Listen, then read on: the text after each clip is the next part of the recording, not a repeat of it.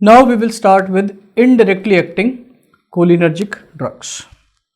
So we have discussed directly acting cholinergic drugs. Now cholinergic drugs which are indirectly acting.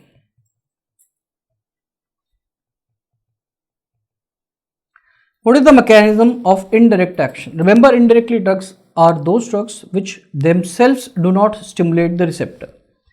So what is the indirect mechanism of action in cholinergic system? That mechanism can be written in one line as anti-choline esterase. These drugs are going to inhibit the enzyme choline esterase. So let's look at this enzyme. We have acetylcholine which is hydrolyzed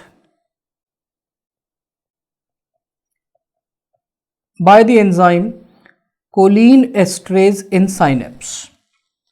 Acetylcholine is hydrolyzed by choline esterase. If we give a drug that inhibits this enzyme, then what will happen?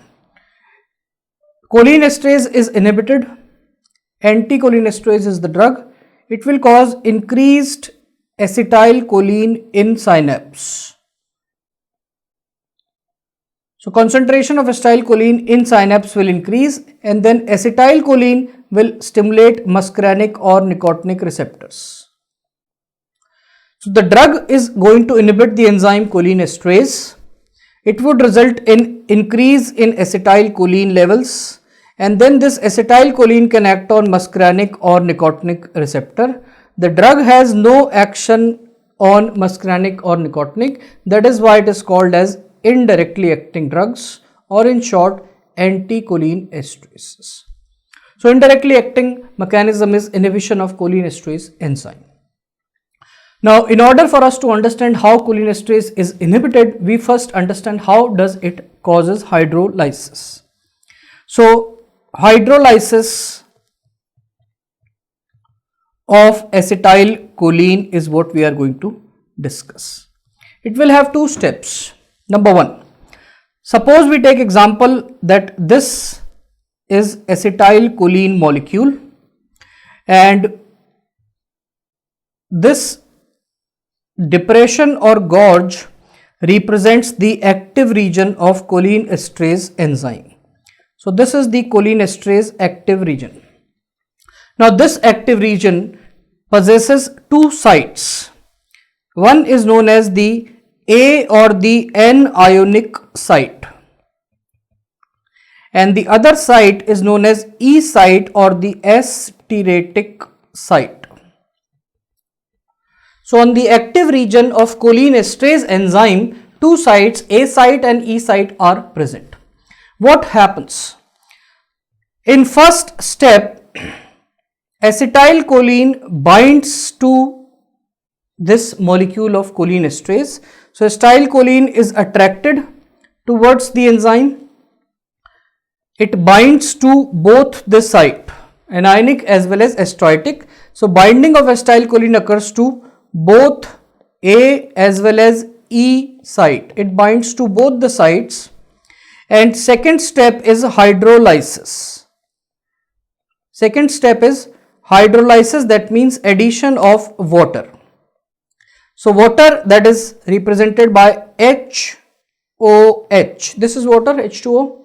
This comes and breaks this bond, and this is how acetylcholine is hydrolyzed. So in second step, water comes and breaks this bond. How much is the time taken for this process? So the time taken for this process is very less than 1 second. In fact, in 150 microsecond, this acetylcholine is broken. So acetylcholine binds to both the sites on choline esterase molecule. It undergoes very rapid hydrolysis. We want to inhibit this enzyme, anti-choline esterase. So the first type of drug that we have developed are known as, the first inhibitors are known as carbamates. Carbamate are the first type of anti-choline esterase. Let's consider that this represents a carbamate molecule. Again we have the choline esterase enzyme having two sites, the anionic and the esteratic site. What will carbamate do? How carbamate will inhibit this choline esterase enzyme? The same steps we will follow. Number 1, binding. Again carbamate will bind to both sides. So carbamate molecule will come and bind to both the sites, A site and the E site, followed by the same hydrolysis. Hydrolysis will occur. So water will come and break this bond. The only difference here is that the time taken for hydrolysis, the T half of hydrolysis will be much more, somewhere into 30 minutes to 6 hours. So while acetylcholine was broken in seconds, carbamates will be broken in a much longer duration of time. They will take many hours, let's say 2 hours or 4 hours or 6 hours to break. So for that much time, the enzyme choline esterase has been blocked. After this time, carbamate will be broken and enzyme will become free once more. So carbamates are known as reversible inhibitors of choline esterase. They were reversible blockers or reversible inhibitors of choline esterase. So that is the mechanism of action of carbamate, binding to both the sides and undergoing slow hydrolysis. Hydrolysis occurs, but that is slow. The second category of anticholinesterase drugs are known as organophosphorus. Organophosphorus are the second type of anticholinesterase. Let's say this represents organophosphorus. So again, organophosphorus get attracted towards the enzyme. This is the choline esterase enzyme with the same active sites, anionic as well as esteratic. The first step remains the same, that is the binding. Now here is a difference. Organophosphorus will bind only to esteratic site. Only it will happen to E site. They will not bind to A site. So organophosphorus bind to only E site. That is the first difference. Second, hydrolysis. Water tries to break the bond, but the OH group of water is not reactive enough to break organophosphorus bond. So no hydrolysis occurs and they remain attached. No or extremely very slow hydrolysis, taking somewhere around 100 or more hours. Okay, so they are not hydrolyzed for all practical purposes. So they remain attached and therefore they are known as irreversible inhibitor. Irreversible blocker of choline esterase, because they will not be hydrolyzed. So in short, carbamates bind to both the sites and undergo slow hydrolysis, and organophosphorus bind only to E site and undergo no hydrolysis.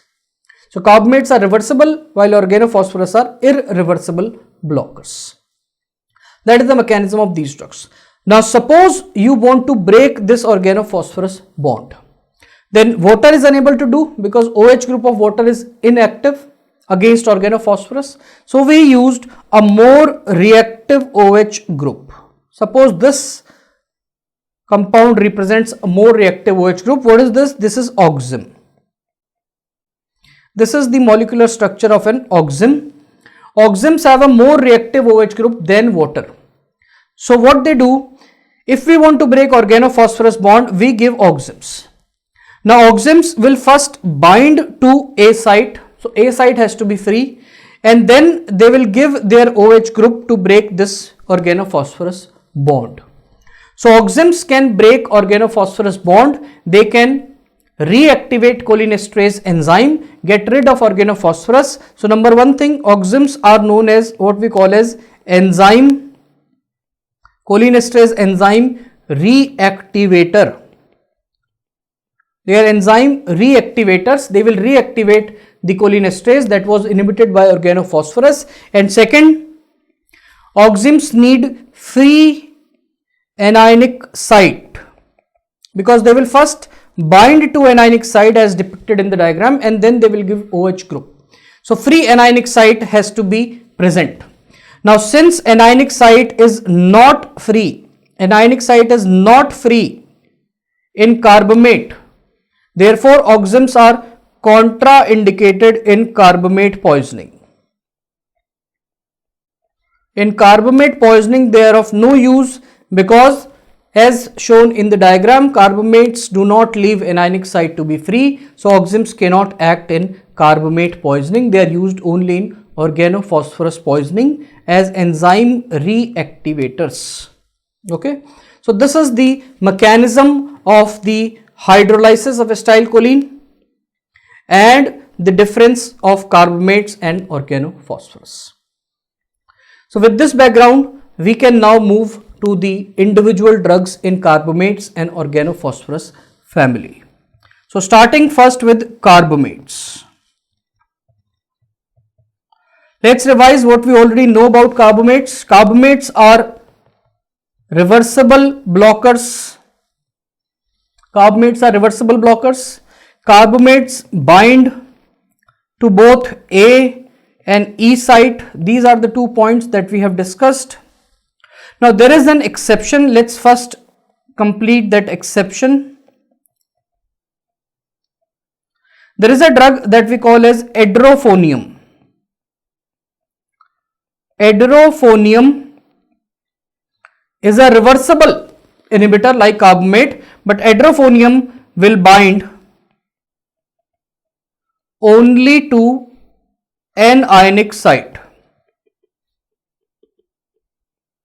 So that is an exception in edrophonium, that edrophonium is a reversible inhibitor but it binds only to anionic site. So this is a one-liner question that you may want to remember.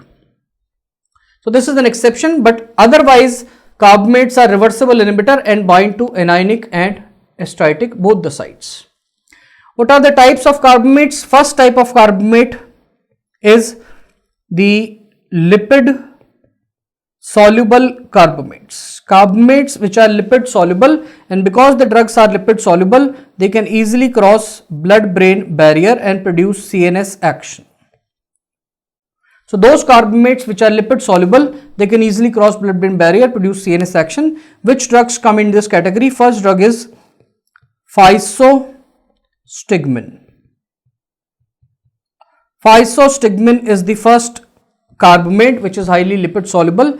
Physostigmine crosses blood-brain barrier, reverses the action of atropine in CNS.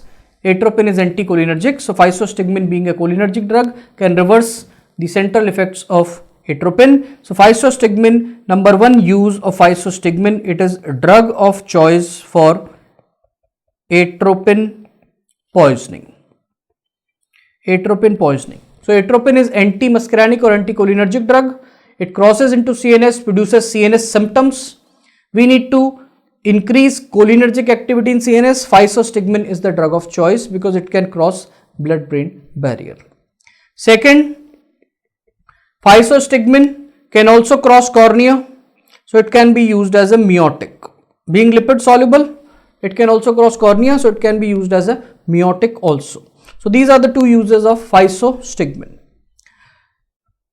Second category of lipid soluble carbamates include those drugs which are extremely high lipid soluble, and because the drugs are very lipid soluble, they have only and only CNS action, very good CNS action, and that is why these drugs are given a name centrally acting anticholinesterase. So those drugs that are extremely lipid soluble will cross completely into CNS and inhibit cholinesterase only in CNS. That is why the name centrally acting anticholinesterase. Please remember that this word centrally acting anticholinesterase is totally different from centrally acting anticholinergic. Anticholinesterase drugs are cholinergic drugs. So please remember, this term which is written in front of you means centrally acting cholinergic drugs. Now, where are these drugs useful and what are these drugs? So the condition where these drugs are useful is known as Alzheimer's disease. They are drug of choice for treatment of Alzheimer's disease. Now, what is Alzheimer's disease? Alzheimer's disease is characterized by age-related dementia. Okay, there is age-related dementia. And why there is dementia in Alzheimer's? Because of death of cholinergic neurons in brain. So, death of cholinergic neurons is happening, and that is why there is dementia in Alzheimer's. So what we want to do, we want to increase cholinergic transmission in brain, and that is done by centrally acting anticholinesterase. So they are considered as a class drug of choice for Alzheimer's disease. What are the molecules under this heading? Molecule number 1, rivastigmine,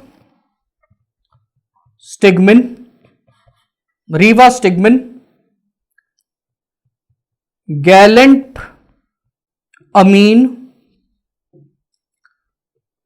donepezil and tacrin. These were the 4 molecules under centrally acting anticholinesterase. Tacrin you can forget because the drug has been banned mostly because of high hepatotoxicity. So tacrin is no longer useful. So we are left with 3 drugs: rivastigmine, galantamine and donepezil for clinical use. Out of these 3, donepezil starting with D can be given once daily because this is the longest acting of these 3 drugs. Longest acting. So this is the best drug or drug of choice if asked to choose amongst the 3. Donepezil, longest acting, so once daily administration is possible. Rivastigmine is also available as a tablet and also as a transdermal patch. So that is very helpful. Clinically, transdermal patch can be applied. So these are the 3 drugs. Another drug which is not from this cholinergic system but should be discussed is known as memantine. Memantine is not a cholinergic drug, it is an NMDA antagonist, NMDA blocker, memantine. NMDA is a type of glutamate receptor, not cholinergic receptor, but memantine is also used for moderate to severe Alzheimer's disease. So it is basically an add-on drug. It is not a first line drug. It is an add-on drug in moderate to severe Alzheimer's disease if not controlled by the drug of choice, which are centrally acting anticholinesterase.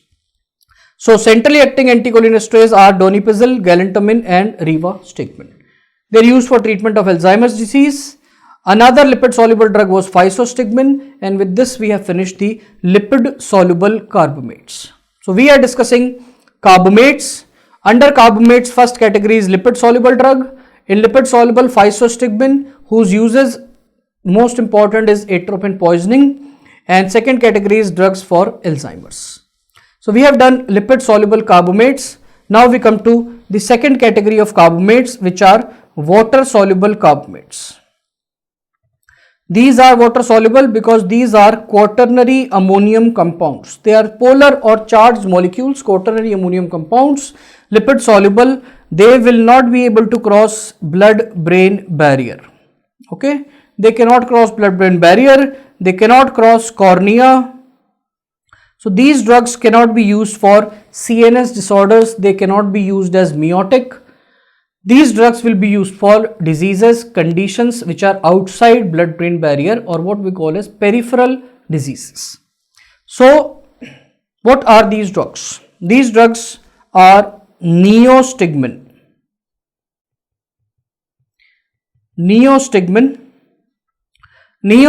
which is a very short acting drug, very short T-half of approximately 10 minutes.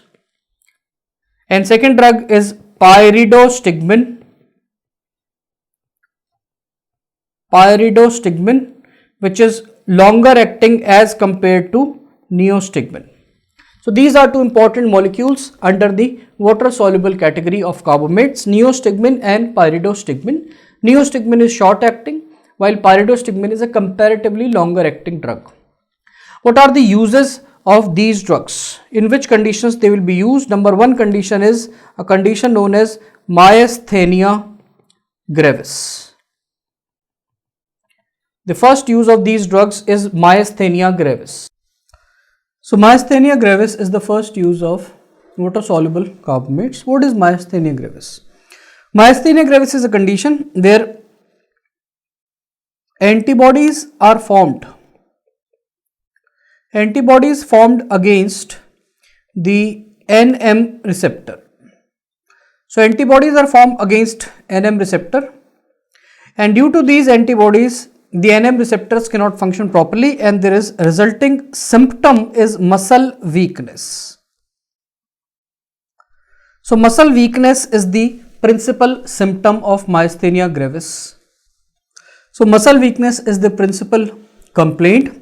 Now this muscle weakness first of all appears in the smallest of muscle, that is the ocular muscle. So they are first to be affected, and that is why ptosis is the most common or the earliest symptom due to weakness of the ocular muscles. So patient has complaint of muscle weakness.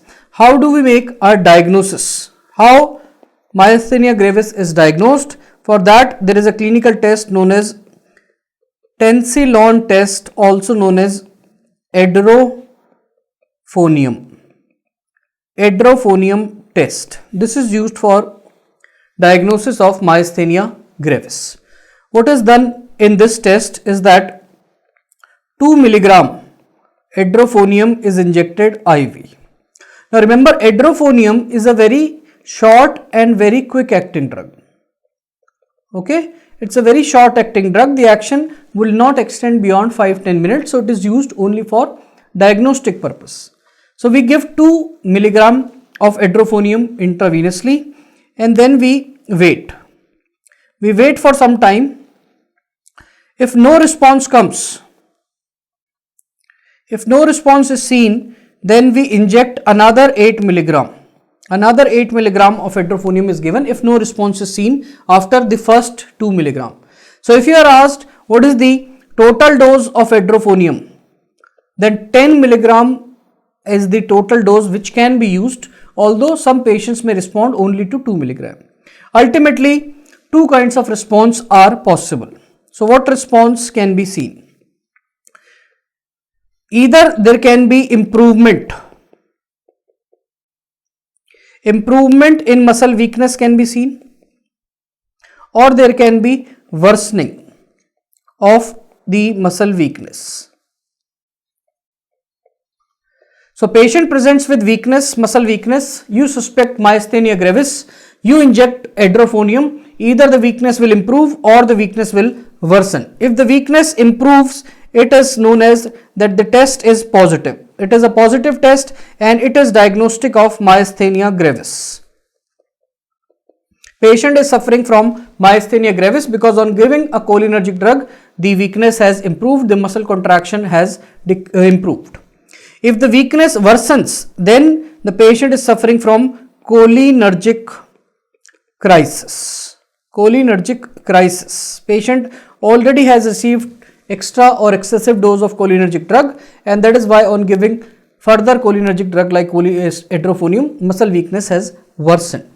So the simple test is you inject edrophonium, and after injection of edrophonium, if there is improvement in muscle weakness, then the patient is suffering with myasthenia gravis. So this is how myasthenia gravis is diagnosed. Then we come to treatment of myasthenia gravis. Myasthenia gravis treatment. What is the drug of choice? If you are asked drug of choice, then the best drug is pyridostigmine, which is preferred over neostigmine. Okay, pyridostigmine is better than neostigmine. Why? Because pyridostigmine, as told earlier, is a longer acting drug than neostigmine. So pyridostigmine or neostigmine both can be used, but pyrido is a better drug.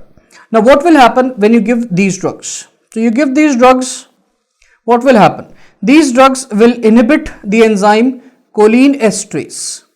They are anticholinesterase, so they will inhibit the enzyme choline esterase where? At all places outside CNS. They cannot cross into CNS, so they will inhibit cholinesterase at all places outside blood-brain barrier. That means acetylcholine will increase. When acetylcholine increases, it can act on neuromuscular junction which have NM receptor, or it can act on any other tissues outside CNS which have muscarinic receptors like heart, like GIT, like bronchus. So acetylcholine can act on NM receptor at NM junction. This would lead to improvement in myasthenic symptom. Myasthenic symptoms will improve because the muscle contraction will increase. But at other places like heart, smooth muscles, glands, lung, when acetylcholine acts, it would lead to muscarinic side effect.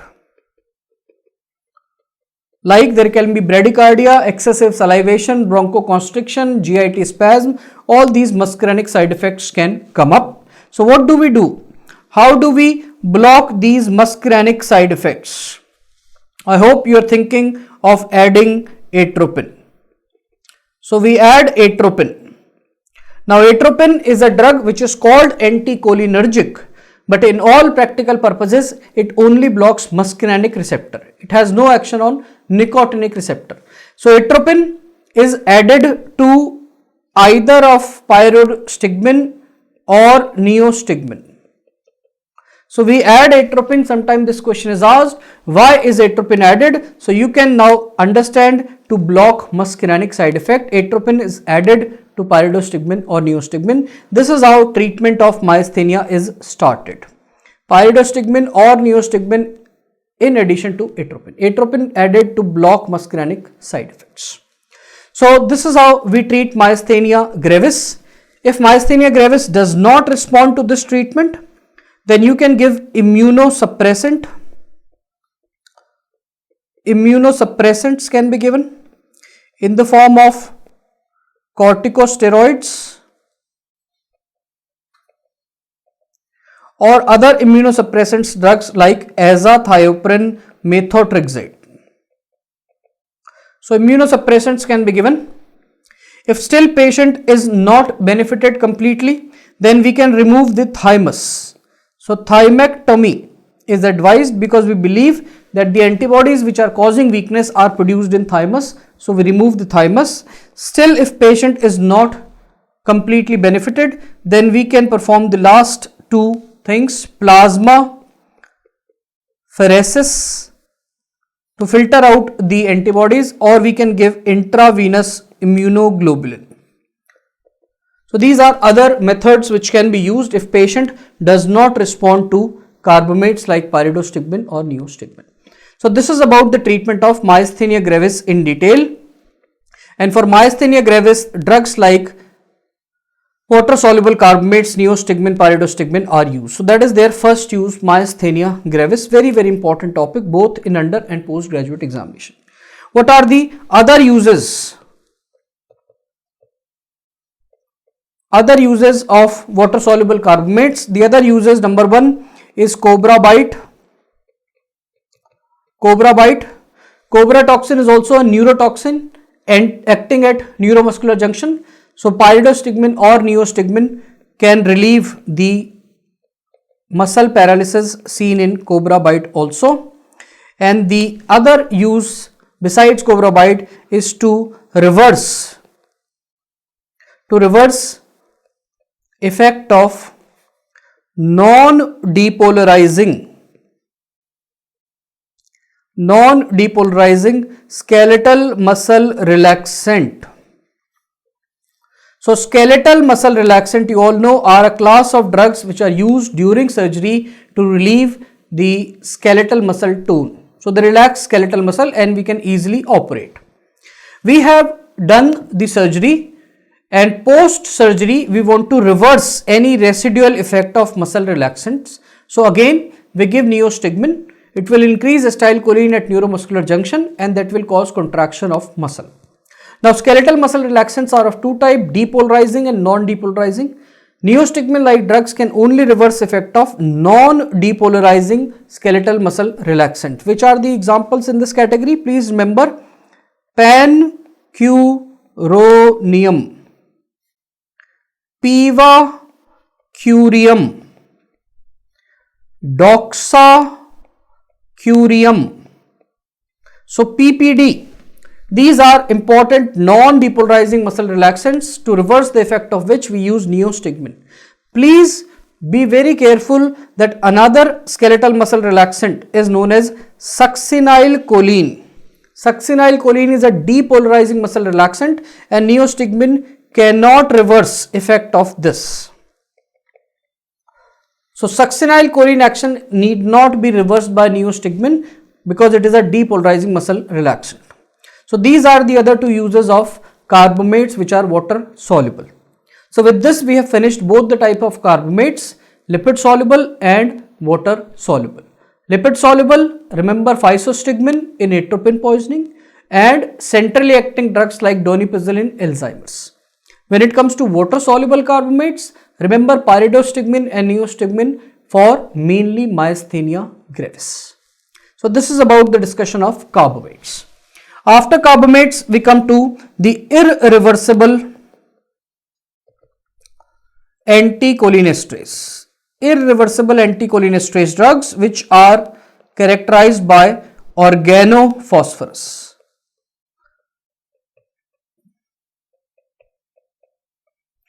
Organophosphorus. Let's first revise the point that we already know about organophosphorus. Number one, they are irreversible, that I've already written, and secondly, they bind only to one site, that is astritic site. They bind only to E site. Now here also there is an exception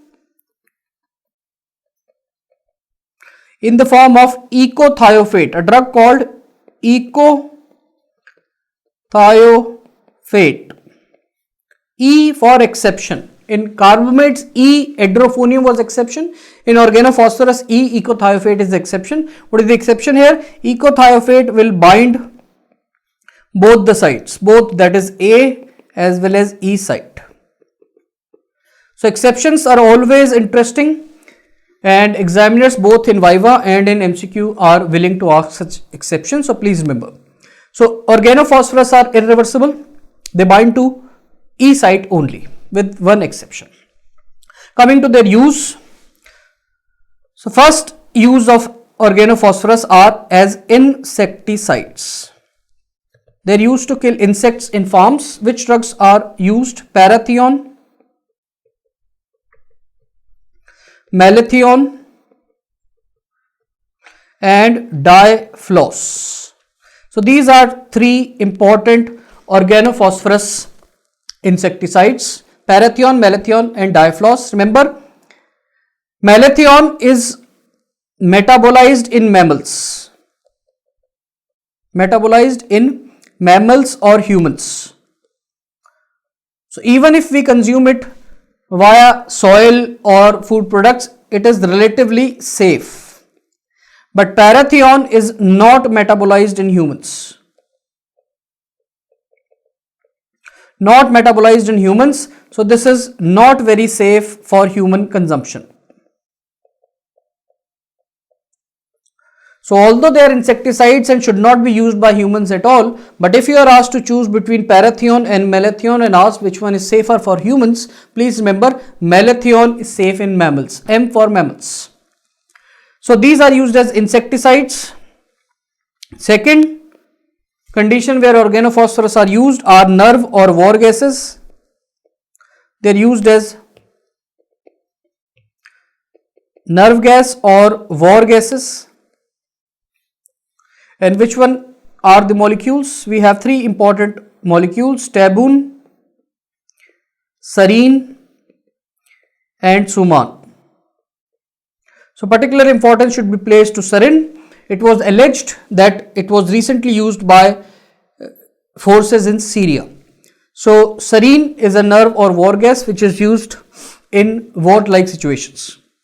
But doctors are neither going to use insecticides nor nerve gases. So which is the therapeutic molecule in organophosphorus class, and that is only ecothiophyte.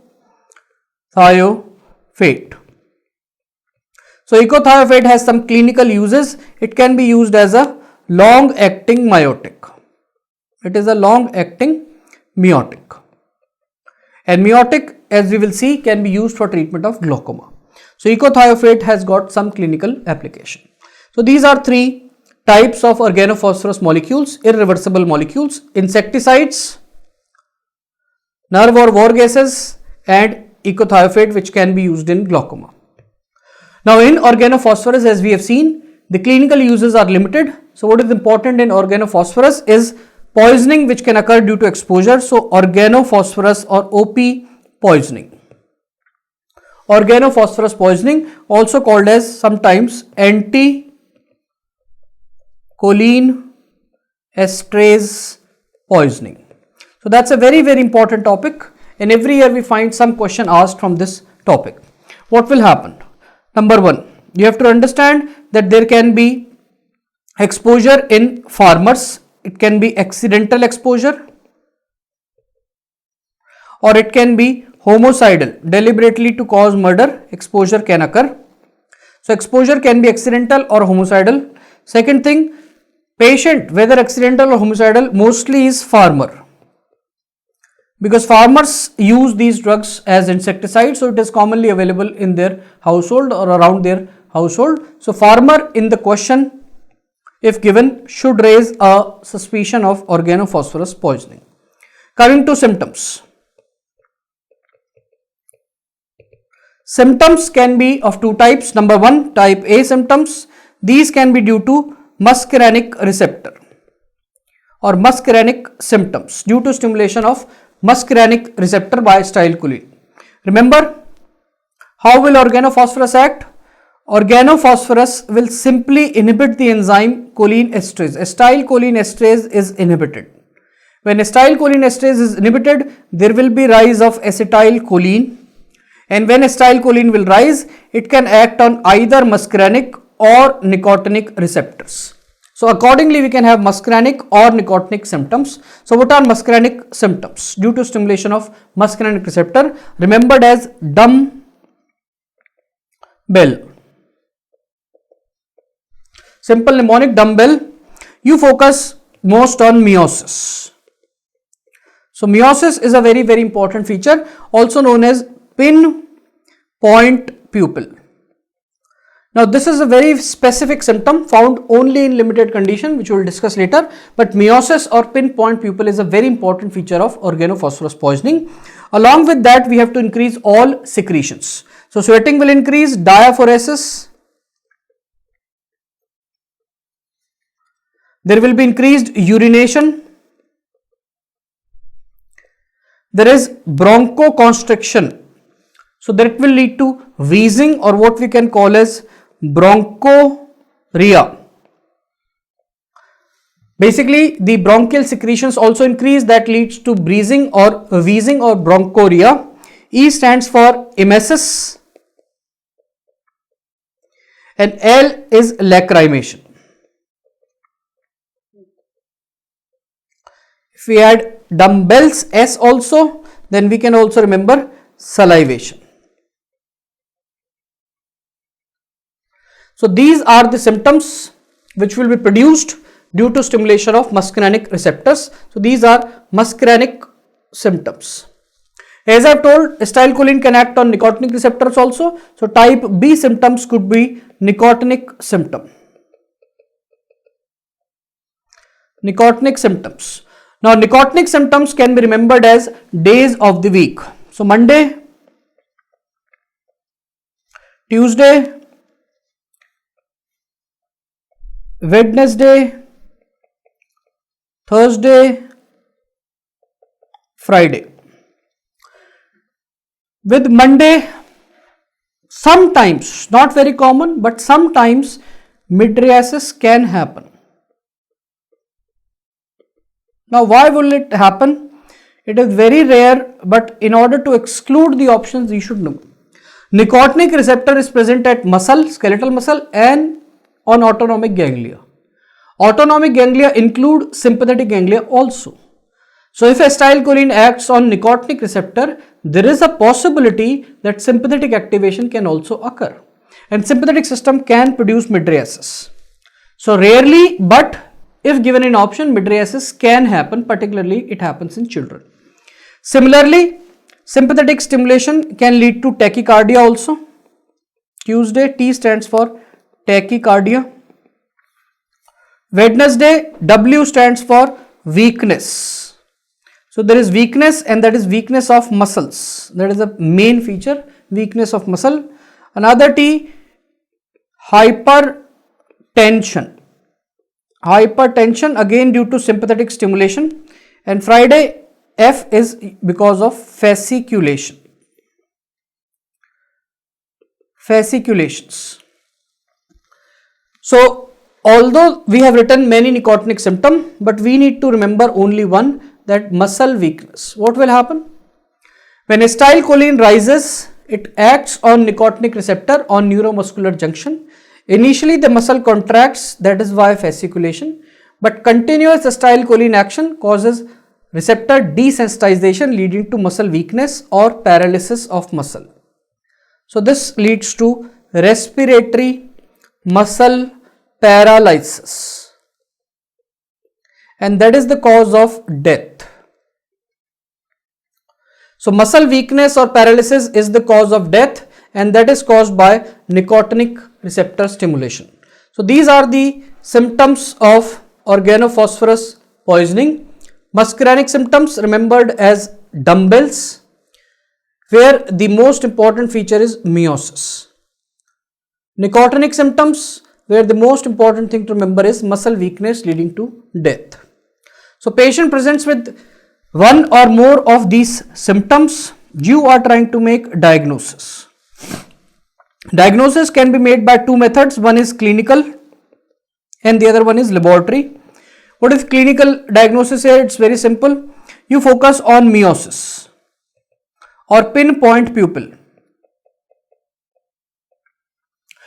Meiotic or non-reactive to light or pinpoint pupil, very few situations are possible. These situations which cause meiosis can be remembered by the mnemonic OP.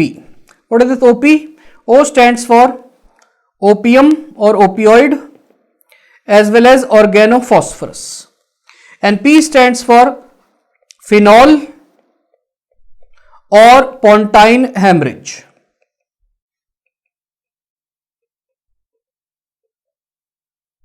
Okay, so only these four situations lead to meiotic pupil: opium or opioid poisoning, second is organophosphorus poisoning, third is phenol poisoning, or fourth is pontine hemorrhage.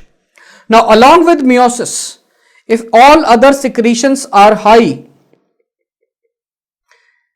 then you are looking at a case of organophosphorus poisoning. So you need to focus on meiosis plus increased secretion, and you are looking at organophosphorus poisoning. So that can be a clinical way of diagnosing. The other way is a lab test. And what do we do in lab test? We measure the RBC esterase activity. So esterase activity inside the red blood cells or plasma can be measured, but RBC esterase activity is preferred, and this will also be reduced. This will be significantly reduced because choline esterase enzyme, whether in the synapse or in plasma or in RBC, is reduced, is inhibited. So we can measure RBC esterase activity. This is how we diagnose. Then comes the most important part: how do we treat organophosphorus poisoning? Now the drug of choice, the first thing to do is stop the drug for a second and first of all do decontamination. Decontamination, that means remove all the clothing of the patient, wash his body, because organophosphorus can be absorbed via skin also. So remove all the clothing, that's the first thing. Now comes the drug of choice. Which drug will you give? So remember, intravenous atropine is the drug of choice. So IV atropine is given, that is the drug of choice. So how it is given? It is given 2 mg IV every 10 minutes. Every 10 minutes we repeat. The question comes, till when we will repeat? till we get atropinization. Till atropinization happens, you will keep on repeating it every 10 minutes. Question is asked, what is the most reliable sign that atropinization has occurred? The most reliable sign is drying of respiratory secretion. So respiratory secretions, when they dry up, that is the most reliable sign of atropinization. How do we know that respiratory secretions have dried up? We will come to know because there will be increase in oxygenation. SpO2 or saturation of oxygen will start going up and V's will stop. So V's stop, saturation of oxygen goes up, we know that we have achieved sufficient atropinization. So drying of respiratory secretion is very, very important to see. Pupil dilation is a simple to observe but not a very reliable sign of atropinization. If you cannot observe drying of respiratory secretion, the drying of axilla or mouth can also be used, but this one is the most reliable sign. Pupillary dilation is not reliable. So you will give atropine. Most reliable sign we have seen. What will atropine do? Atropine, as you know, it will block muscarinic receptor. It is a muscarinic receptor blocker. It can block only muscarinic receptor. So it will reverse all muscarinic symptom. But which symptom it will not be able to reverse? It cannot reverse nicotinic symptom. So we need to know that atropine cannot reverse. If this question is asked, which symptom it cannot reverse? Answer is nicotinic symptom, that is muscle paralysis. So we saw earlier that muscle paralysis was due to nicotinic receptor. Atropine cannot block nicotinic receptor, so it cannot completely reverse muscle paralysis. Now comes the third situation. That we have given a lot of atropine, but the patient muscle paralysis is not reversing. What we will give then? We will now use oxims. So first thing is, what is the indication of oxim use? Oxims are indicated to reverse muscle paralysis. That is the indication of oxim use. What are oxims? Oxims, as discussed earlier, are choline esterase reactivators.